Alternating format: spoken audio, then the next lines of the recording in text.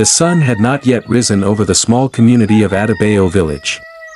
The sky was still dark, but the sounds of life had already begun.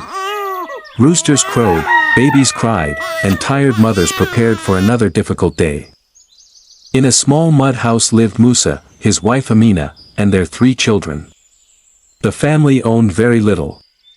Their roof leaked whenever it rained, and the walls had begun to crack. Yet every morning, they thanked God for another day. Musa had once dreamed of becoming a teacher. He loved books and believed education could change lives. But poverty forced him to leave school and work as a laborer to support his younger brothers. Years later, he was still struggling. Every morning before sunrise, Musa walked several kilometers hoping to find work. Some days he earned enough money to buy food. Many days he returned home with empty hands. One evening, after another unsuccessful day, he sat outside his house.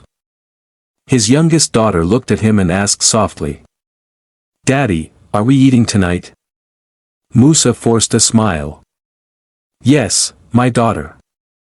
But inside, his heart was breaking. There was no food. Amina quietly shared the last cup of gari among the children. She pretended she wasn't hungry so the children could eat a little more. When everyone was asleep, she cried silently. Not because she hated life, but because she couldn't bear seeing her children suffer. Across the village, the story was the same. Young graduates wandered the streets carrying files filled with certificates. Every office said the same words. "We'll call you." But the call never came. Parents sold their belongings just to pay school fees. Farmers worked from sunrise to sunset, yet could barely feed their families. Market women watched prices rise every week. A bag of rice became a luxury.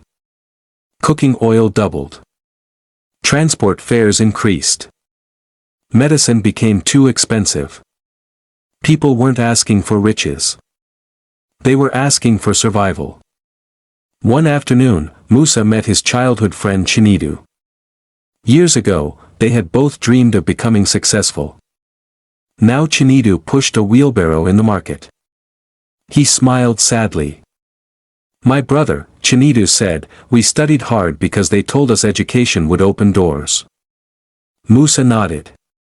"But somehow," Chinedu continued, "the doors keep opening for other people." Both men laughed. Not because it was funny, but because sometimes laughter is the only medicine left. Elsewhere in the city, children stood beside busy roads selling pure water under the hot sun. Instead of sitting in classrooms, they begged strangers to buy something so they could help feed their families. Some had never celebrated birthdays. Some had never owned new clothes. Some had never known what it felt like to sleep without hunger. Yet they still smiled. Hope refused to die. Every election season, promises filled the air. Roads would be repaired. Schools would improve. Hospitals would receive equipment. Jobs would be created. Electricity would become stable. Citizens listened carefully. Some believed. Others had heard the promises too many times. After the elections, life returned to normal. The roads remained broken. Hospitals lacked medicine. Schools struggled with overcrowded classrooms. Young people continued searching for work. One rainy season, floodwaters entered Musa's house. Everything they owned was soaked. The children shivered through the cold night. The family moved into a small church building temporarily. Despite losing almost everything, the villagers came together. One